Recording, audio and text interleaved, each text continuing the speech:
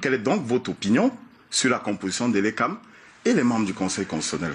Et l'ECAM et les membres du Conseil constitutionnel sont les hommes et les femmes qu'il faut à la place qu'ils sont, où ils se trouvent aujourd'hui. Mais c'est tout à fait normal. La victoire du président Biya a été inévitable, comme la défaite de l'opposition était également inexorable. Parce que même unis, dès lors qu'aucun de ces partis politiques n'a le privilège de l'implantation sur le plan national, il va sans dire qu'il serait à court. Je voudrais vous rappeler une chose. Selon la loi, selon le code électoral de l'élection présidentielle, il existe 25 000 bureaux de vote. 25 000. Ce code électoral autorise à chaque candidat d'avoir 3 représentants dans chaque bureau de vote, 1 à l'intérieur et 2 à l'extérieur. Si vous multipliez donc 25 000 par 3, ça veut dire que chaque candidat, pour maximiser ses chances d'élection, devait avoir 75 000 représentants ensemble. Aucun parti politique n'a été en mesure de présenter 5 ou 6 000. Est-ce que c'est parce que les candidats ne peuvent pas produire 75 000 représentants que l'ECAM, la sincérité fout quand au niveau de l'ECAM? L'ECAM est censé organiser une élection sincère, avec ou sans la présence des représentants de partis politiques. Vous êtes en train de faire un procès en sorcellerie à l'ECAM.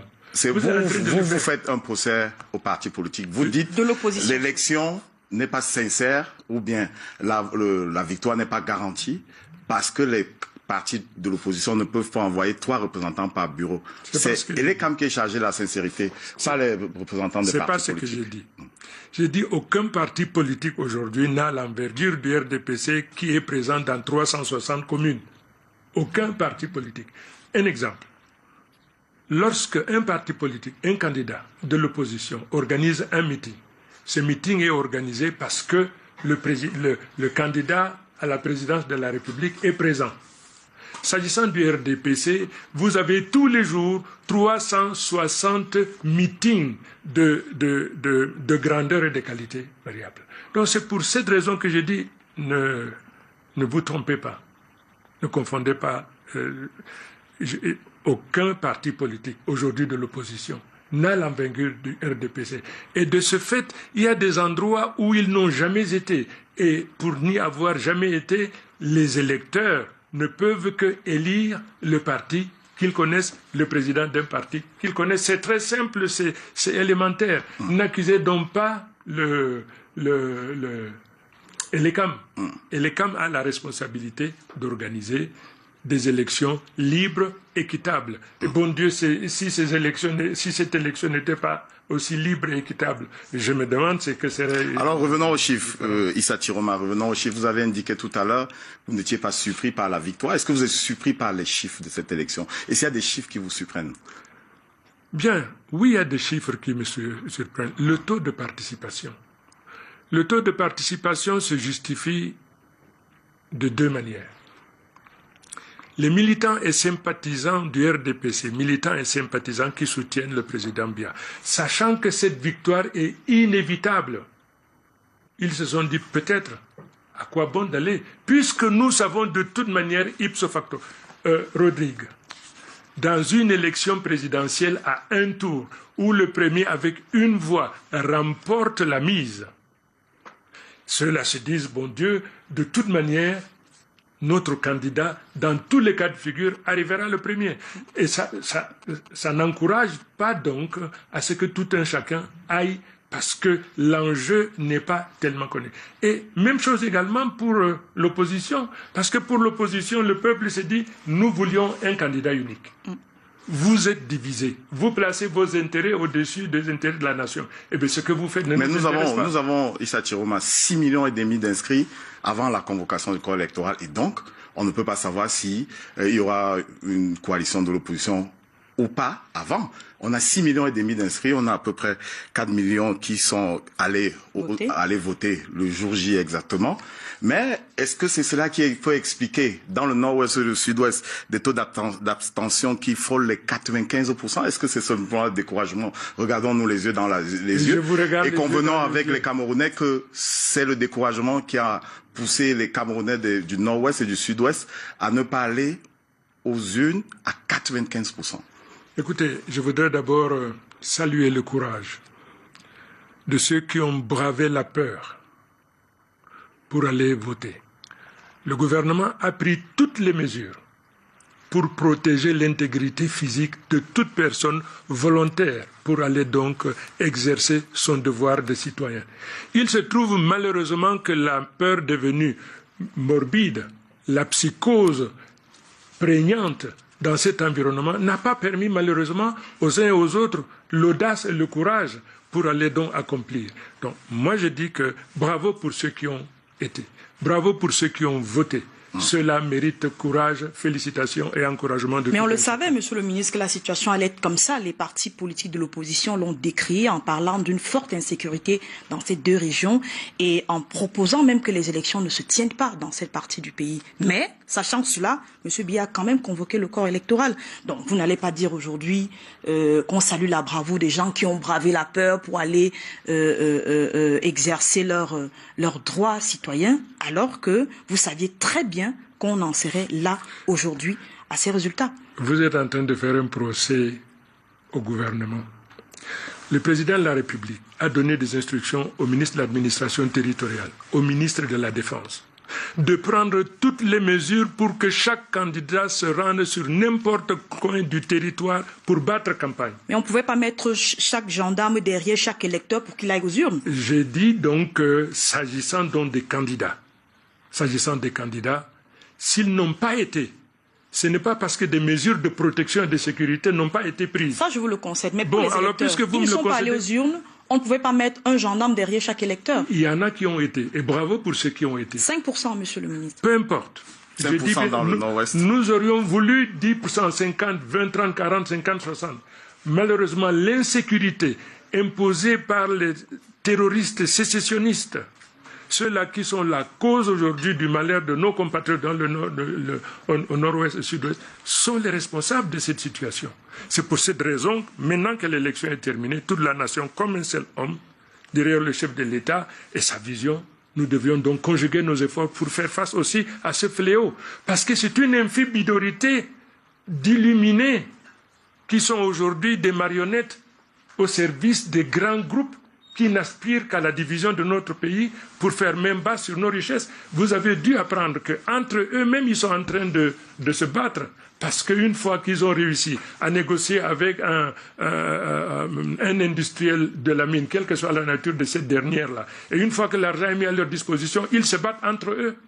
Donc j'ai dit que malheureusement, ce sont ceux-là qui sont à l'origine et la détermination du peuple camerounais. Mais en quoi organiser les élections dans cette partie du pays? Parce que c'est des citoyens. Il faudrait, même s'il n'y avait qu'un seul citoyen, décider à exercer, à braver la peur. Il faut absolument qu'on y aille, madame. Et ça a été fait. Et bravo pour nos forces de défense et de sécurité. Bravo à l'administration territoriale. C'est ce qu'il faut faire. Et bien, ma foi, ça a été fait et très bien fait. Autre chiffre qui aurait dû vous surprendre, c'est la baisse du régime de votre champion, Paul Biya, qui est passé de 79% en 2011 à 71%. Vous expliquez cela comment? Pourquoi? Écoutez, Rodrigue, écoutez, nous sommes en train de jubiler de joie et de bonheur. On a promis l'enfer. On a dit que ça y est, après 85 ans d'âge et 36 ans de présence au pouvoir, le président Biya sera chassé. OK? C'est ce qui avait été dit. Par Il qui? se trouve... Ça a été dit par qui? Ça a été dit par ses adversaires politiques. Je ne voudrais accuser personne, mais vous savez que ça a été dit. Dans leur seconde nation, Internet, qu'est-ce qui n'a pas été dit? Qu'est-ce qui n'a pas été dit? Alors, ils ont dit donc que le président Biya, cette fois-ci, il sera battu à pleine couture. On leur dit non, unissez-vous, ils disent non. Même individuellement, ils étaient certains de battre le président Biya. Malheur en a pris. Cet homme. Okay. Écoutez, moi je vais vous raconter une histoire. Lorsqu'on a proclamé les résultats, le bonheur immense qui nous a habité, la brise qui nous a habité, a du coup fait partir les émotions négatives et la même proclamation a provoqué l'onde de la lame de fond qui a écrasé tous ceux qui vivaient donc dans le rêve et l'imaginaire. Donc, une manière donc de vous dire... Vous étiez pourtant bien préparé pour la victoire, Issa Chiroma. Vous avez dit en entame de cette émission, vous étiez préparé pour la victoire, mais subitement, à la proclamation des résultats, une brise vous a saisi. Ça fait plaisir, monsieur, ça fait plaisir. En vérité, ce qui m'a fait le plus plaisir, puisque vous me poussez jusqu'au tréfonds de mon âme, en vérité, ce qui m'a fait plaisir, c'est que pendant qu'on lisait, j'ai demandé à ceux qui sont à l'extérieur, est-ce que Yaoundé est calme? Est-ce que Douala est calme? On me dit oui, monsieur le ministre, c'est calme. Est-ce que c'est calme? Jusqu'à la proclamation. Parce que les villes étaient quadrillées par la police. C'est pas parce que les villes étaient quadrillées. Mais vous avez quand même remarqué cette présence policière à Yaoundé. Mais quelle est la responsabilité d'un gouvernement quand il y a une menace? Un gouvernement qui gagne avec 71%, dont le chef gagne avec 71%, quadrille la ville pour annoncer les résultats, monsieur le ministre. Bien sûr. Donc, bien sûr. Comment cela se passe? Parce que ces élections, vous savez, nous vivons dans un monde globalisé par le savoir. Tous les amis du Cameroun demandent donc au gouvernement, au chef de l'État, organiser des élections équitables, transparentes, éviter les fusions de sang, éviter le désordre, éviter. Nous avions donc des illuminés ça et là. Leur objectif, c'était quoi? Le désordre, rendre le gouvernement, le Cameroun ingouvernable. L'objectif poursuivi par ceux-là, c'était rendre le pays ingouvernable. Il appartient donc au gouvernement, au chef de l'État de donner des instructions à ses collaborateurs. Et bravo, il n'y a pas eu effusion d'une seule goutte de sang. Il n'y a pas eu de désordre. En cela, tous les partenaires du gouvernement, tous les partenaires du Cameroun ont félicité. Il y a eu la peur dans la ville, sur les villes. Il y a eu la peur. Pourquoi au moment de la proclamation des résultats, parce qu'on n'est pas toujours serein de voir autant d'hommes en tenue dans les rues, monsieur le ministre, le jour de la proclamation des résultats. Pourquoi y a-t-il eu peur? Vous avez dû recevoir dans votre téléphone un appel à la manifestation, à l'insurrection. Un appel à l'insurrection. Nous tous, nous en avons reçu. Rodrigue, vous en avez reçu. Je n'en ai pas reçu, mais j'ai reçu un contre-appel d'un appel que je n'avais pas reçu. Un contre-appel qui avait été envoyé certainement, vous l'assumez, par le pouvoir public qui demandait à tout le monde de ne pas écouter cet appel. De rester calme, de rester à la maison. De rester calme, serein. C'était une émanation du gouvernement, cet appel-là. Cet appel est citoyen. Le gouvernement se porte garant de l'intégrité et de la protection physique des uns et des autres. En revanche, s'agissant de cet appel qui invite à l'insurrection, chère madame, je voudrais vous rappeler une chose. Vous devez, à chaque instant de votre existence, être le garant et le gardien de notre vouloir vivre ensemble. Nous le sommes tous, monsieur. Je voudrais vous rappeler, monsieur Rodrigue, que le Cameroun est une pièce unique. Et il n'y a pas de quincaillerie où si nous détruisons celui-là, nous pouvons trouver une pièce de rechange. Et c'est à ce titre donc que tous nous sommes tenus d'être des protecteurs. Le gouvernement a joué sa partition en virtuose et je pense que vous deux, n'est-ce pas, les animateurs de ce débat, vous devriez donc faire cause commune avec moi pour féliciter le gouvernement pour la réussite. D'ailleurs, le sens de notre invitation, l'invitation que nous avons adressée. Nous restons sur les chiffres, Carole. Un autre chiffre, oui, avec le taux d'abstention, monsieur le ministre, vous l'avez vu, ce taux d'abstention? Il est d'environ 40%, monsieur le ministre. Nous l'avons vu. Et pour l'homme politique que nous sommes, c'est inquiétant. Il faudrait absolument que nous reprenions nos toges de politiciens et que nous reprenions la campagne de sensibilisation, de conscientisation. Parce que le peuple détenteur de la souveraineté doit l'exercer par son vote. Et à l'occasion d'un vote comme celui-là, qui décide de qui présidera aux destinées de notre nation, il faudrait que chaque citoyen ait l'opportunité de dire « je jette mon dévolu sur tel ». Nous n'avons pas réussi avec ce taux d'abstention très important. Eh bien, ma foi, il va falloir donc remettre le métier à l'ouvrage pour aller à la rencontre donc des citoyens pour leur dire « exercez votre devoir ». Et donc, calculette à la main, le président Paul Biya est finalement élu par près d'1,5 million de Camerounais, sur près de 30 millions que nous sommes en 2018, pour moins de 4 millions de votants. Sous d'autres aussi, on dirait qu'il est mal élu, monsieur le ministre. Il est très bien élu. Comment? Par 1,5 million de Camerounais. Mais écoutez, le vote n'est pas obligatoire au Cameroun. À ce que je sache, il n'est pas obligatoire. Voyez-vous? Maintenant, suggérez donc aux députés de rendre le vote obligatoire. Si d'aventure ce vote était obligatoire, évidemment, on passerait donc de ce chiffre-là à un chiffre encore beaucoup plus important. Donc, moi, je pense réellement que ce vote, nous le respectons et, ma foi, nous nous réjouissons de ce que tout s'est passé pour le mieux, dans le meilleur des mondes. Le vote n'a jamais été obligatoire au Cameroun. En 1984, Paul Biya avait été élu par plus de 3 millions de Camerounais. On était moins de 11 millions à cette époque-là. En 88, 3 millions et demi à peu près. En 92, environ 2 millions et demi de Camerounais. Nous étions toujours moins de 15 millions. Maintenant, nous sommes passés à près de 30 millions. Et il est élu par 1 million et demi de Camerounais. Vous estimez que c'est simplement parce qu'on ne met pas une camisole de force. 2 millions et demi. Il a été élu par 1 million et demi. Non, monsieur. 2 millions et demi. Nous allons vérifier les chiffres. Voilà, 2 millions et demi. 2 millions et demi. Mais alors, je voudrais dire une chose. De toute façon, 1 million et demi, 2 millions et demi, on n'en est pas très loin. C'est pas suffisant. Oui. C'est pas suffisant.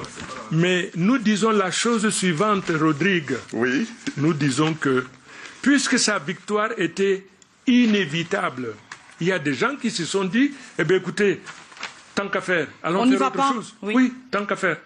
Parce que si l'enjeu était de taille, je vous assure que la mobilisation, vous aurez peut-être 98% d'électeurs, mais enfin... C'est une élection sans enjeu.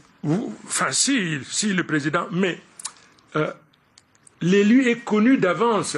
L'élu est connu. Je vous ai dit que le seul parti à avoir des militants sur l'ensemble du territoire, c'est le RDPC. Aucun autre parti politique ne peut le prétendre. Voilà. Alors, monsieur le ministre, nous disions il y a un instant, il y a 3 millions de Camerounais qui ont élu Paul Biya en 84, en 88. On est à moins de 3 millions en 2018, alors que la population est allée du simple au triple. Est-ce que c'est toujours le découragement? Ou alors c'est le fait, vous l'avez suggéré il y a un instant, c'est le fait qu'on sache qui est le vainqueur avant la tenue de l'élection. Oui, le vainqueur est connu. Je vous dis, il n'y a pas de péril en la demeure. Aussi longtemps qu'il n'y a pas de péril en la demeure, quelqu'un peut se dire, ben, écoutez, moi je préfère aller faire la pêche, je préfère aller au marché traditionnel faire ci. Puisque de toute manière, ipso facto, sa victoire est connue et ma foi, nous nous retrouverons pour la célébrer, quand bien même nous n'aurions pas participé, puisque nous sommes militants et sympathisants de ce parti. Biya après la proclamation au palais de congrès ou au quartier général du RDPC ou bien à celui du FSNC? Je voudrais d'abord saisir l'occasion, si d'aventure je ne l'avais pas fait, remercier, féliciter les militants du FSNC et ses sympathisants. Remercier, féliciter les militants du RDPC et tous les partis politiques de la majorité présidentielle, parce que c'est ensemble que nous avons construit cette victoire inévitable, cette victoire extraordinaire. Je voudrais rappeler les chiffres. Le président Biya a réalisé 5 fois le capital du deuxième et 12 fois le capital du troisième. Vous comprenez, donc il n'y a pas match. Mais il est passé de 79% à 71%. Oui, mais c'est un grand gap entre le premier et le deuxième. C'est un premier sans deuxième, on va dire. Non, et puis l'écart s'est resserré entre le premier et le deuxième par rapport à 2011. C'était 79% et 10%. Maintenant, nous sommes à 71% et 14%. Rodrigue, voilà quelqu'un qui a 85 ans et qui a 36 ans de pouvoir. Et on prédisait le pire. Et qui bat aujourd'hui le deuxième, qui réalise 5 fois plus que le deuxième et 12 fois plus que le troisième. Eh bien, ma foi, reconnaissez que c'est une prouesse. C'est une prouesse. Vous faites bien, Issa Chiroma, d'évoquer le deuxième à cette élection. Maurice Kamto, pour ne pas le nommer, c'est une belle transition pour réécouter sa posture au soir de la proclamation des résultats par le président du Conseil constitutionnel. C'était hier soir. Nous avons capté quelques extraits. Nous vous proposons de l'écouter. Nous débrieferons naturellement après. Les résultats proclamés ce 22 octobre 2018 par un Conseil constitutionnel dont la crédibilité et l'impartialité ont été mises à mal lors du contentieux électoral, ne traduisent nullement la volonté du peuple camerounais souverain. Au regard de ce qui précède, nous rejetons solennellement et catégoriquement ces résultats fabriqués et refusons de reconnaître la légitimité du chef de l'État ainsi désigné par ses obligés et non par les électeurs camerounais. Respectueux de la volonté du peuple, nous entendons assumer la mission qu'il nous a confiée. Dans cet esprit, nous attendons rester auprès du peuple camerounais et défendre avec lui sa victoire. le Conseil constitutionnel ayant refusé de comparer les résultats sortis des urnes, bureau de vote par bureau de vote, avec ceux concoctés dans les officines du parti au pouvoir, nous utiliserons tous les moyens de droit pour faire rétablir la vérité des urnes. J'en appelle au peuple camerounais à rester mobilisé et à une résistance déterminée à la forfaiture. Et suivant la compilation que nous avons faite des chiffres sortis des bureaux de vote le 7 octobre 2018, les résultats de l'élection présidentielle sont les suivants. Maurice Kamto, 1 320 824 voix, soit 39,74%. Paul Biya, 1 278 514 voix, soit 38,47%. Cabral Libi, 349 423 voix, soit 10,51%. Yoshua aussi, 189 878 voix, soit 5,71%.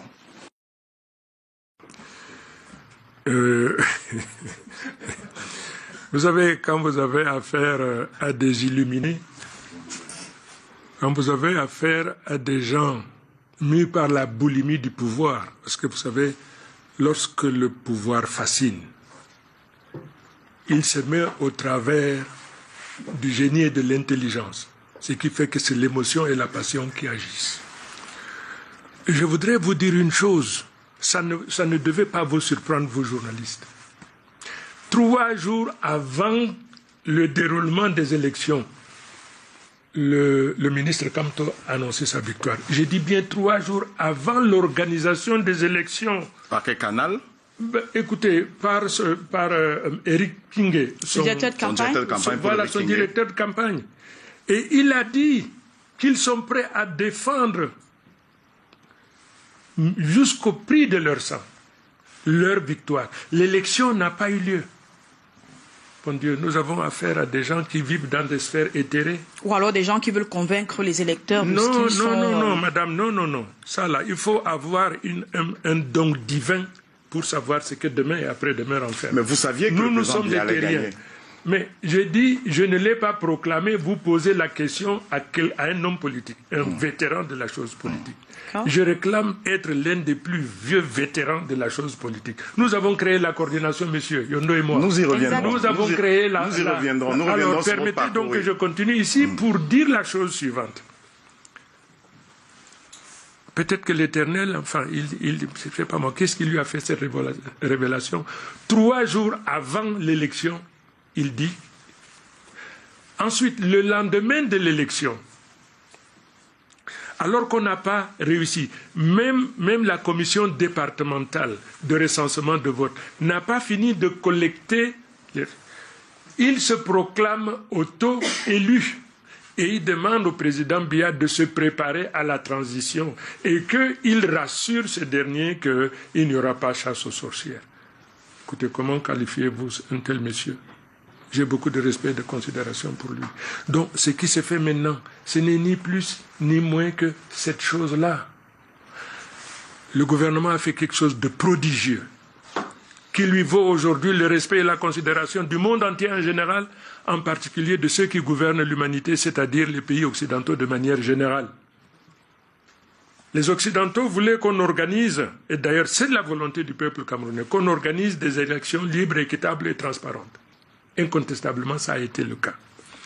Les Occidentaux voulaient qu'on évite les fusions de sang. Il n'y a même pas eu la moindre bavure. Nous avons donné, le chef de l'État a donné en prime à ces Occidentaux. Internet, ils pensaient qu'on allait interrompre Internet. 0. Et nous avons fait quelque chose d'extraordinaire qui n'a jamais été, probablement c'est la première en Afrique, en direct, en mondovision, l'examen du contentieux électoral. C'est pour cette raison qu'aujourd'hui, demain, vous constaterez que l'humanité entière salue l'élection et reconnaît l'élection du président Biya. Maintenant, nous avons affaire à un monsieur, un illuminé professeur de droit. Il a été ministre dans le gouvernement de M. Biya. Vous ne pouvez pas parler d'un illuminé. Donc vous avez validé la candidature à une élection présidentielle. Oui, mais alors je vais vous dire, madame, une chose. Je ne voudrais pas parler du professeur Kamto. C'est un grand professeur de droit, incontestablement, qui a joué une partition heureuse dans notre pays. Mais je voudrais dire une chose. Pour que le professeur prenne cette position, il faut bien qu'il s'appuie quelque part pour le faire. Comme on dit, le professeur Kamto est peut-être en train de se prévaloir de ses propres turpitudes. Je ne voudrais pas le dire. Le professeur Kamto se présente au Conseil constitutionnel. On valide sa candidature. Il touche tout ce à quoi il peut aspirer. Et c'est le même professeur qui remet en cause l'institution auquel il a fait appel pour la validation de sa candidature. Comment pouvez-vous comprendre cette chose-là, Rodri? Un coup, il accepte. Il présente sa candidature. On valide. Il est très content. Il s'autoproclame élu. Mais il saisit le même corps pour exiger, pour faire... Non. Écoutez, l'élection présidentielle, c'est quelque chose de très important, de très sérieux. La nation a parlé. Le président du Conseil constitutionnel a révélé au monde la volonté du peuple. Il appartient à tout homme politique de faire acte d'allégeance à la volonté du peuple. Et je voudrais simplement, avec beaucoup de respect que je lui dois, rappeler simplement une chose. Ce pays nous appartient à nous tous. Le Cameroun est un usufruit pour lequel tous nous devons être des gardiens et des protecteurs. Nous avons le droit de jouissance, mais personne n'a le droit de le mettre à feu et à sang. C'est pour cette raison que nous devons nous organiser pour empêcher tout perturbateur qui passe au travers. Et puis le professeur, il est professeur de droit. En prenant cette position, il sait à quel risque il s'expose. Et puis, il est parti sur la base des articles du Code électoral sur lesquels je ne reviendrai plus et qu'il a longuement cité pour étayer ses propos au lendemain de la présidentielle. Mais vous êtes président national d'un parti et le MRC et son candidat a longtemps décrié des éléments du code électoral, donc du processus électoral en lui-même. C'est pour cela que le recours qu'il a introduit, c'est un recours en annulation partielle du scrutin sur la base d'un certain nombre d'incongruités, disent-ils, qu'ils ont relevées dans le processus électoral. Et il nous souvient bien que vous aussi, Monsieur Issa Chiroma Bakary, vous avez mené la lutte pour le changement ou alors pour l'amélioration de certaines dispositions de ce code électoral. Personne ne vous a traité d'illuminé à l'époque. Donc, est-ce que sur cette base-là, vous ne pouvez pas comprendre les positions des partis d'opposition aujourd'hui qui estiment qu'il y a des choses à revoir sur le code électoral? Moi, je suis passé par là, madame. Mais la loi reste la loi. Elle est mauvaise, mais elle s'impose. C'est pour ça qu'il concourt. Il concourt, pardon. Bon, alors, il concourt avec une loi qui est mauvaise. C'est pour vous répondre lorsque vous disiez il a fait si aujourd'hui et demain il est venu quand même mais cette loi s'impose à lui. Alors, il sait que cette loi est mauvaise, n'est-ce pas? Mais il concourt, oui. Oui, mais alors pourquoi il ne prend pas? Parce qu'on dira que la politique à chaise vide, c'est pas bon. Ben oui, alors, qu'il assume.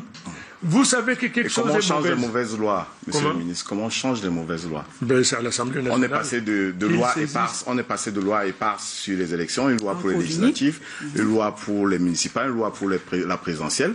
En code électoral, c'est toujours parce que l'opposition, et parmi ceux-là on vous retrouvait à l'époque, avait revendiqué et mené le plaidoyer pour qu'on arrive à un code électoral qui a été modifié 2 ou 3 fois, chaque fois parce qu'on se rend compte que c'est pas parfait, c'est encore perfectible. Comment on fait donc pour modifier une loi si on ne la dénonce pas? La loi reste la loi. Elle reste la loi.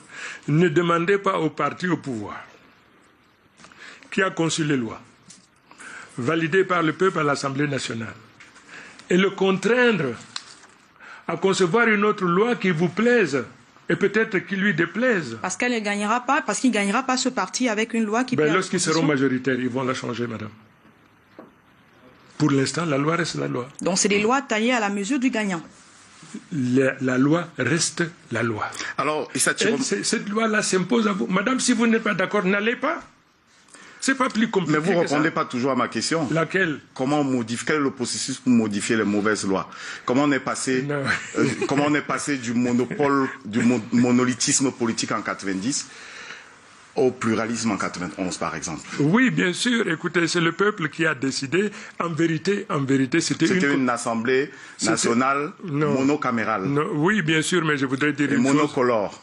En 90-91, il y a eu ce qu'on appelle le vent de l'Est qui a soufflé en rafale et qui a ébranlé les édifices des partis monolithiques. Ça, là, au moins, vous le savez. C'est donc à la suite de ce changement brutal et inévitable qu'on est passé donc du monopartisme au multipartisme avec les lois que vous connaissez. Et on a changé les lois. Et moi-même, j'étais député, ne l'oubliez pas. Bien sûr. Moi-même, j'étais député. Donc, je dis une chose, lorsque vous êtes majoritaire, vous concevez les lois, et puis ces lois-là gouvernent tout le monde, ceux qui l'aiment comme ceux qui les détestent. Alors, maintenant, quand vous ne serez plus, ceux qui viendront vont aussi concevoir leurs lois. C'est comme ça. Alors, confesseriez-vous, Issa Chiroma, avec Maurice Kamto, que Elekam, parce que la loi a prescrit cela, est régentée par le pouvoir exécutif, que le Conseil constitutionnel, composé de 11 membres, les membres ont été nommés par le président de la République. Je voudrais revisiter un peu le profil des membres du Conseil constitutionnel. On a le président Clément Tangana, qui a été longtemps président de la Commission nationale de recensement général des votes et aussi président de la Chambre administrative de la Cour suprême.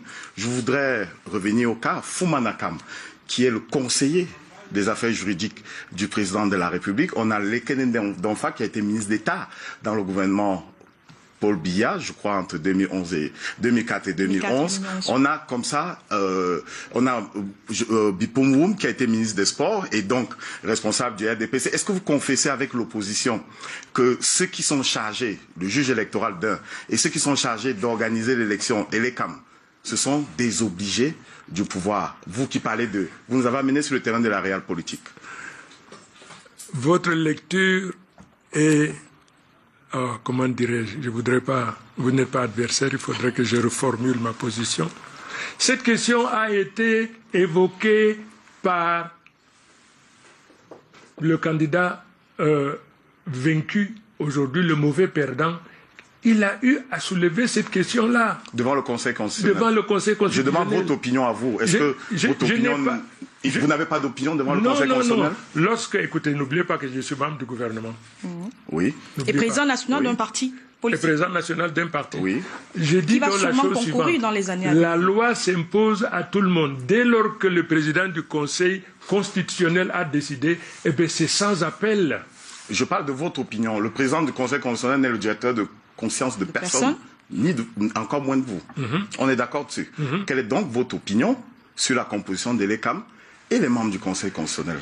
Et l'ECAM et les membres du Conseil constitutionnel sont les hommes et les femmes qu'il faut à la place qu'ils sont, où ils se trouvent aujourd'hui. Mais c'est tout à fait normal.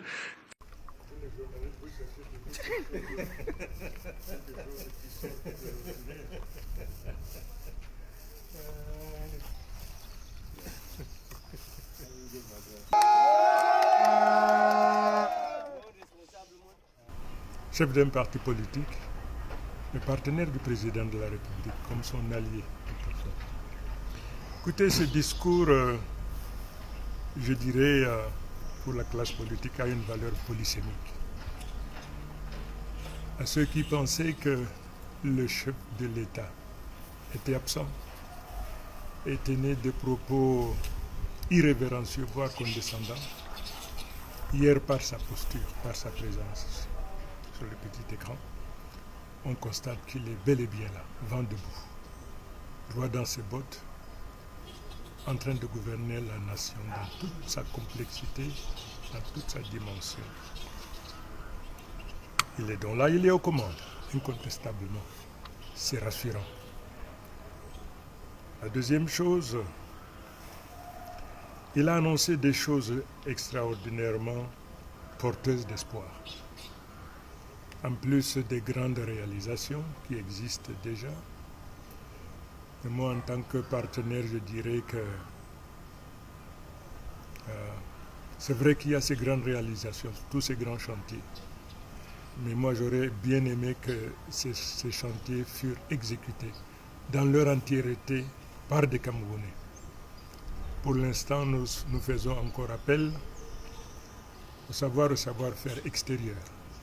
Ça ne plaît pas au chef de l'État, puisque lui-même il nous dit à chacune de ses sorties que ce qui lui tient le plus à cœur, c'est le problème du chômage des jeunes. C'est donc autant de chantiers qui auraient pu être occupés par les jeunes, mais qui, faute de savoir et savoir-faire, ne le font pas. Donc, mon département ministériel est interpellé pour capacité, pour faire des Camerounais des architectes, des ouvriers, des techniciens supérieurs qualifiés pour la construction de leur nation. Le chef